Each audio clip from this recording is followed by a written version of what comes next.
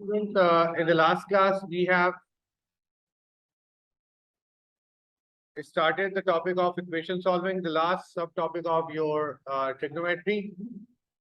कुछ क्वेश्चन हमने सॉल्व किए थे और एक क्वेश्चन ये लास्ट में आपको करवाया गया था जिसमें आपको बताया था कि अगर cos 0 आ जाए, -1 हो या 1 हो, इसके ऊपर sin cos tan की वैल्यूज हमारे जहन में होनी चाहिए according to the curve. Curve के अकॉर्डिंगली हम लोग वैल्यूज कैलकुलेट करते हैं। नाउ मजीद आगे चलते हैं जनाब और नेक्स्ट क्वेश्चन पिक करते हैं। This is question number 9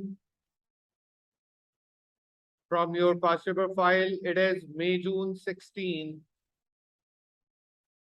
Yes,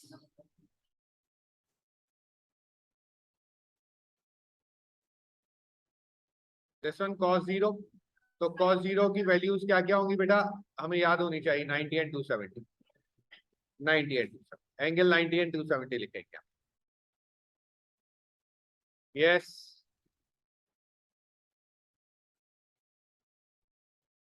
okay students, here question दिया गया, question number 9। In the first part आपसे कहा गया state the range of the function, state the range of the function, right? Function की range हमें लिखनी है यहां पर। अब याद रखिए साइन कर्व भी हमारे सामने मौजूद है। साइन कर्व, जो बेसिक साइन कर्व बना, रेंज हमेशा वाई एक्सिस को कहा जाएगा। जो बेसिक साइन कर्व बना वो कहां से कहां तक बना, -1 से लेकर -1 तक। Range of the basic sine curve is from -1 to 1, and same for basic range of cos curve is same, -1 to 1। ये हमारे जहन में होनी चाहिए। साइन और कॉस की बेसिक रेंज कहां से कहां तक होती है, -1 से 1 तक। अब आइए, आपसे कहा गया क्वेश्चन नंबर 9 में कि रेंज आपने शो करनी है इस फंक्शन की 4 sin x -1। देखते हैं जनाब, क्वेश्चन किसका है, साइन का क्वेश्चन दिया गया है। किसका क्वेश्चन दिया गया है, साइन का। हमने बेसिक रेंज साइन की यहां लिखी, साइन एक्स कहां से कहां तक, -1 से 1 तक। Basic range of sine x is from -1 to 1। अब हमें इसको ट्रांसफॉर्म करना है अपने क्वेश्चन में। साइन किससे मल्टीप्लाई हुआ है, 4 से, तो सबसे पहले multiply by 4, so it will be -4 sin x, and here it is 4। any confusion? फिर क्या हुआ जनाब, -1 from all the sides, -4 -1 -5, 4 sin x, -1 4 -1 3। so range of the function is -5 to 3। हमारे इस क्वेश्चन की रेंज कहां से कहां तक आ गई, -5 से लेकर 3 आ गई। कैसे कैलकुलेट किया, बेसिक रेंज ऑफ साइन से स्टार्ट हुए और इसको ट्रांसफॉर्म कर दिया जो गिवन क्वेश्चन था उसमें, तो पता ये चला कि गिवन क्वेश्चन की रेंज -5 से लेकर 3 तक आई। Any confusion? क्लियर? क्या चीज, बेसिक रेंज साइन की -1 to 1। क्वेश्चन में 4 से मल्टीप्लाई हुआ है साइन, तो 4 से मल्टीप्लाई करवा दीजिए आप हर तरफ। फिर क्वेश्चन में -1 हुआ तो -1 कर दीजिए हर तरफ। तो क्या वैल्यू बनी, -5 से लेकर 3 तक, and this is our question. हमारे क्वेश्चन की रेंज हो गई -5 से 3 तक। ठीक हो गया। Now in the second part, find the coordinates of the point at which the curve intersects the coordinate axes। क्या मतलब, जहां पर x एक्सिस और y एक्सिस को इंटरसेक्ट कर रहा है, हमें वो कोऑर्डिनेट्स लिखना है, हमें वो कोऑर्डिनेट्स लिखना है। लिखते हैं जनाब वो कोऑर्डिनेट्स हम। सबसे पहले 4 sin x -1। एक बार हमने क्या किया, y को 0 कर दिया। किसको 0 कर दिया? y को 0 कर दिया। तो बच्चों साइन x क्या आया? 1/4। साइन इज पॉजिटिव कहां पर होगा? साइन इज पॉजिटिव कहां पर होगा? First quadrant and second quadrant. हमें कहां से कहां तक चलना है बच्चों? This is 90 and this is -90। हमें एंगल कैलकुलेट करने हैं -90 से लेकर 90 तक के। कहां से कहां तक? -90 टू 90। अब आप देखिए ये क्वेश्चन दिया गया है रेडियंस में। क्वेश्चन दिया गया है रेडियंस में।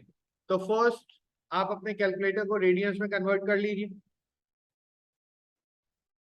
रेडियंस में कन्वर्ट कर लीजिए। कैलकुलेटर रेडियंस में कैसे कन्वर्ट होगा?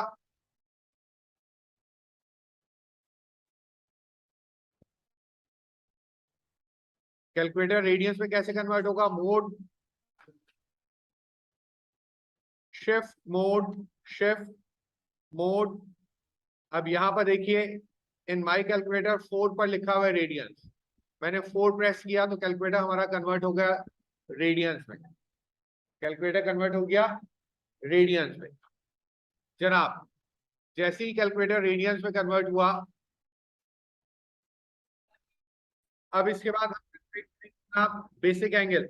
बेसिक एंगल क्या होगा? Sine inverse of 1/4। Sine inverse of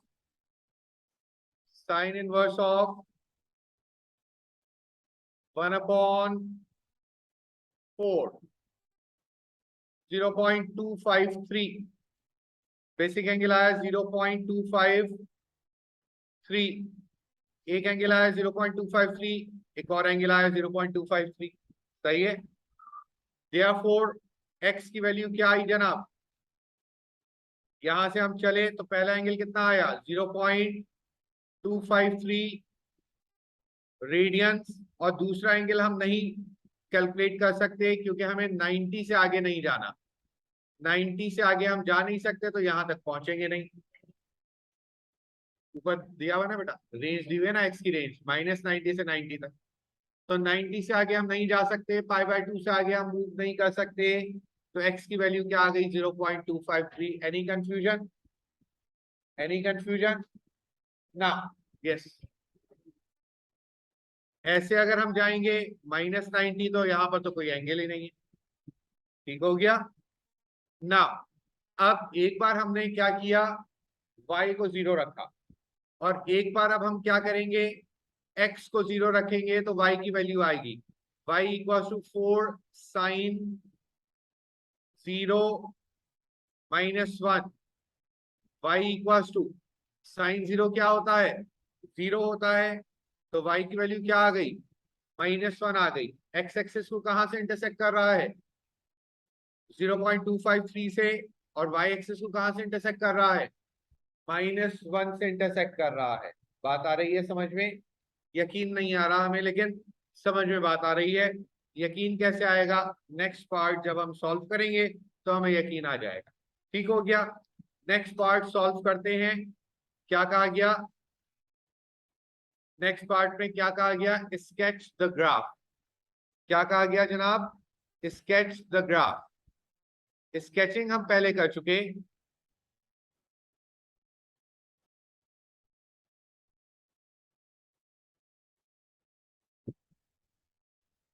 sketch the graph.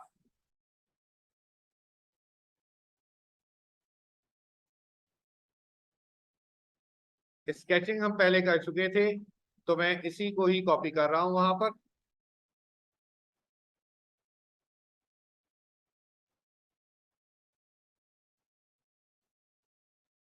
Third part, curve को हमने स्केच भी कर दिया। कर्व को हमने स्केच भी कर दिया। This is third part. अब सुनिएगा, अब सुनिएगा। क्या y एक्सिस y को -1 से कर्व इंटरसेक्ट कर रहा है? यस और नो? क्या x एक्सिस को 0.253 से इंटरसेक्ट कर रहा है? यस। और कहीं से इंटरसेक्ट नहीं कर रहा है x एक्सिस को, ना y एक्सिस को। तो हमारा सेकंड पार्ट भी इसने सपोर्ट कर दिया कि सेकंड पार्ट सही है। नाउ और देखिएगा रेंज हमने कैलकुलेट की थी, रेंज क्या थी जनाब, -5 से लेकर 3 तक। इस ग्राफ की रेंज देखिए कहां से कहां तक आई है, -5 से लेकर 3 तक आई है। फर्स्ट पार्ट को भी इसने सपोर्ट कर दिया है, स्केचिंग। ठीक हो गया। आगे क्या कह रहे हैं, obtain an expression of F inverse state both the domain and range of the function. This is a pure question from function. अभी हम पार्ट 4 नहीं सॉल्व कर रहे हैं, सिर्फ ट्रिग्नोमेट्रिकल क्वेश्चन देख रहे हैं। ठीक हो गया। जब फंक्शन कर लेंगे फिर इस क्वेश्चन को यहां आकर कंप्लीट कर लेंगे। ठीक है।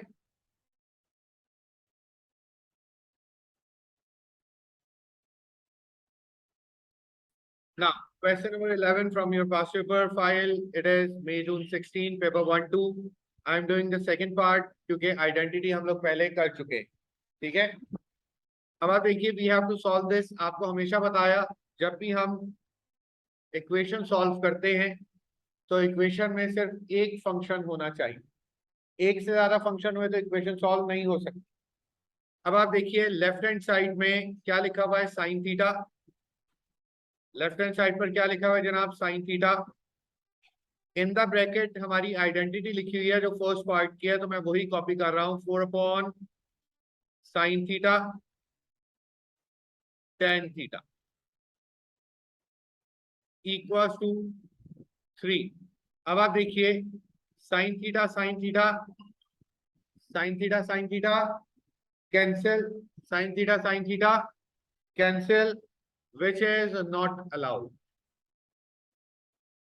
कैंसिलेशन अलाउ नहीं है जब भी इक्वेशन सॉल्व कर रहे हो, ये ध्यान में रखिएगा। कैंसिलेशन अलाउ नहीं है जब भी इक्वेशन सॉल्व कर रहे हो, ये ध्यान में रखिएगा आप लोग। ठीक हो गया। हाँ, जब आइडेंटिटी वगैरह सॉल्व कर रहे होते हैं तो कैंसिलेशन कर सकते हैं क्योंकि we have to prove something, लेकिन इक्वेशन सॉल्व करते हैं तो कैंसिलेशन अलाउ नहीं है। ठीक है। नाउ क्रॉस मल्टीप्लाई करेंगे हम, 4/sin theta equal to 3/sin theta tan theta. Now 4/sin theta -3/sin theta tan theta equals to 0. Sin theta common, it will be 4 minus 3 tan theta equals to 0.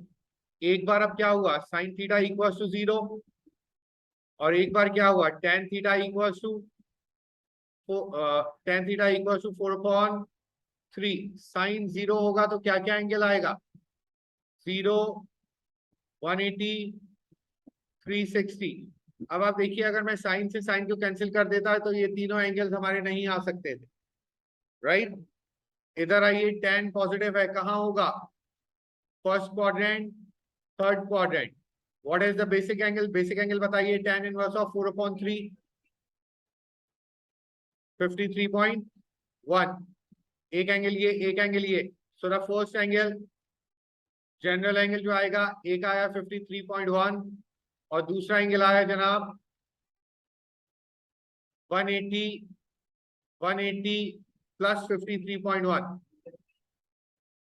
233.1। These are 1 2 3 4 5। These are, क्या ये 5 answers आएंगे हमारे, क्या बोल रहे हैं, 0 किसने बोला है, 2 कैसे आएंगे, 2 कैसे आएंगे बताइए जरा। ये 5 एंगल हमने लिखे, ठीक है। आंसर में क्या आएगा बच्चों, 0 नहीं आएगा और 360 नहीं आएगा। व्हाट इज द रीजन, क्योंकि यहाँ पर 0 और 360 के साथ इक्वल टू नहीं लगा हुआ। अगर तो इक्वल टू लगा हुआ होता तो 0 और 360 भी काउंट होते हैं। अब इक्वल टू नहीं है तो हमारे पास फाइनल आंसर क्या हो गया जनाब, 53.1, 180 and 233.1। These are the 3 results. Any confusion? Clear? That's great. Yes, guys, is this clear? Any confusion? No.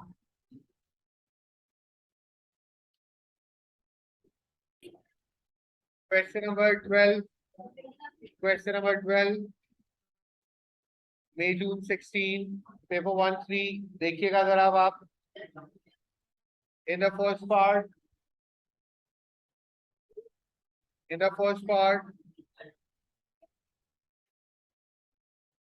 मैं कर रहा हूँ क्योंकि it is a different question, right?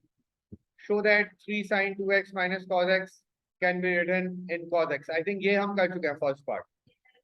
चलिए फिर कर लेते हैं. 3 sin x 10x की जगह लिखा जा सकता है sin x upon cos x plus 1 minus cos x plus 1 equals to 0. Now sin into sin square x over cos x minus cos x plus 1 equals to 0.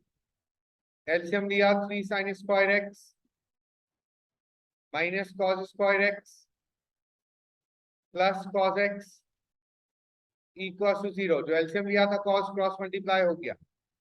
हमें cos में चाहिए तो sin को कन्वर्ट करेंगे. क्या लिखेंगे? 1 minus cos square x minus cos square x plus cos x equals to 0. 3 minus 3 cos square x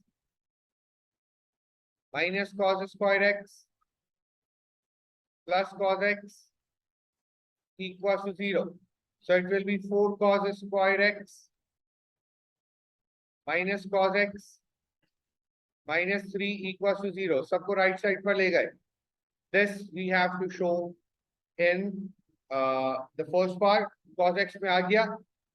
Complete equation in cos x. Now we have to solve the equation. हमें इस equation को solve भी करना है. कहां से कहां तक? 0 से लेकर pi तक. Solve करते हैं जनाब. 4 cos square x minus cos x minus 3 equals to 0. Cos की दो वैल्यूज बताइएगा. 1 and cos की सेकंड वैल्यू है minus 3 upon 4. cos 1 calculator use नहीं होगा. cos 1 कहां पर होता है? 0 and 360.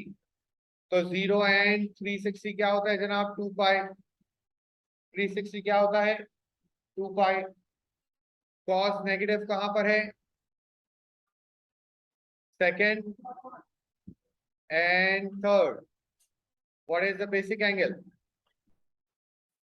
Cos negative, beta. What is the basic angle? Angle must be in radian. Basic angle बताइए.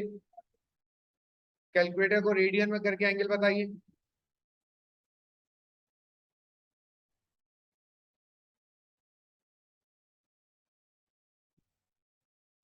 क्या? 2.41 is the basic angle. 2.41. एक एंगल यहां बना, एक एंगल यहां बना. Therefore, the general angle will be 180 minus 2.41, मतलब pi minus 2.41. What is the general angle?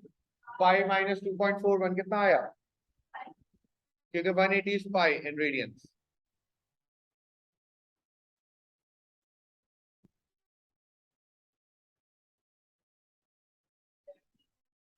Zero point 7202 पाई. 2 पाई फिर सिलेक्ट नहीं होगा क्योंकि पाई तक जाना है. एंगल्स क्या आए? 0 and 0.72 रेडियंस. Any confusion? 2.41 का एंगल ये आया. हम क्या करते हैं? 180 माइनस 2.41. 180 को पाई लिख दिया हमने. Pi minus 2.41. ठीक है, क्योंकि क्वेश्चन पाई में है ना बेटा, क्वेश्चन रेडियंस में है, तो हमें भी रेडियंस में चलना है. अब जरा देख लीजिएगा सेकंड पार्ट इसका. सेकंड पार्ट में क्या कहा गया? In the second part question same है. एंगल क्या हो गया? 2x हो गया. क्वेश्चन सेम है, एंगल क्या हो गया?